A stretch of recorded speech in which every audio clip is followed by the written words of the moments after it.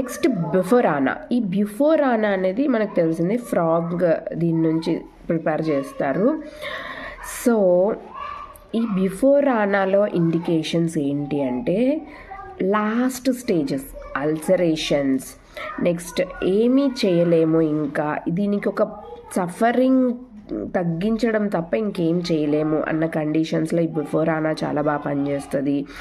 లేదు అంటే ఇప్పుడు ఫర్ ఎగ్జాంపుల్ కొంతమందికి డిశ్చార్జెస్, బ్లడ్డీ డిశ్చార్జెస్ కానీ, యూట్రైన్ సర్విక్స్ నుంచి కానీ యూట్రస్ నుంచి కానీ డిశ్చార్జెస్ అవుతూ ఆ పెయిన్ అనేది త్రూ బోత్ ద లెగ్స్ అనమాట, 2 కాళ్ళకి కూడా సివియర్ పెయిన్ వెళ్ళిపోతూ ఉంటుంది అనమాట. అంటే లాస్ ఆఫ్ ఫ్లూయిడ్స్ బాడీ నుంచి లాస్ అవుతున్నప్పుడు ఆ పెయిన్ అనేది కింద లెగ్స్ వరకు రేడియేట్ అవుతూ ఉంటుంది.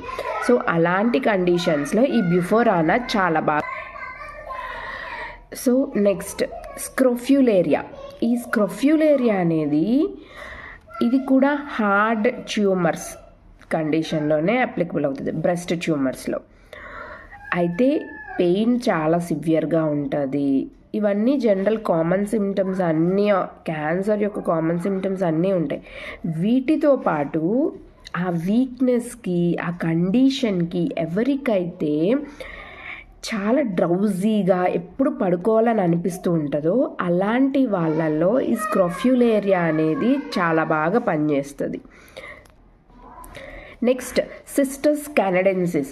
ఈ సిస్టస్ కానడెన్సిస్ అనే మదర్ టింక్చర్ కానీ 30 పొటెన్సీ ఆర్ 6 పొటెన్సీ అనేది ఎప్పుడు ప్రిస్క్రైబ్ చేస్తాము అని అంటే నాడ్యులార్ ట్యూమర్స్, హార్డ్ ఇంజురేటెడే.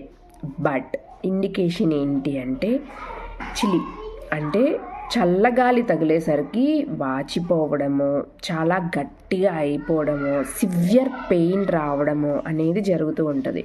సాధారణంగా ఇది నెక్ రీజన్స్లో లేదంటే బ్రెస్ట్ రీజన్స్లో వచ్చే వాళ్ళకి బాగా పనిచేస్తుంది. సో ఎప్పుడైతే చల్లగాలికి ఎక్స్పోజ్ అవుతారో కంప్లైంట్ స్టార్ట్ అవుతుంది, సివియర్ అవుతుంది. అలాంటప్పుడు ఈ సిస్టస్ కానడెన్సిస్ అనేది చాలా బాగా ఇండికేట్ అవుతుంది.